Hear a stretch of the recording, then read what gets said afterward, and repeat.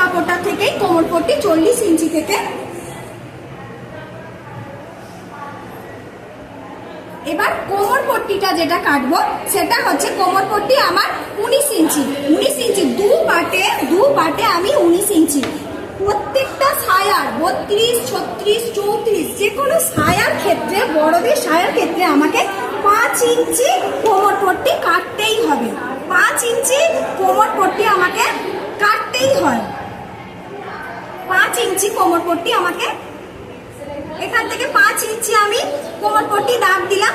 আর এটা যেহেতু আমার আছে 36, তাহলে 19 ইঞ্চি, 18 ইঞ্চি কোমর, তার সঙ্গে 1 ইঞ্চি লুজ দিয়ে, মানে 1 ইঞ্চি সেলাইয়ের জন্য 19 ইঞ্চি করে এটা আমি লম্বা করে একটা দাগ কেটে নেব।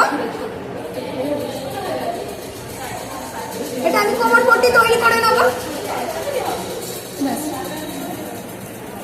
ওই আগে দুটো থেকে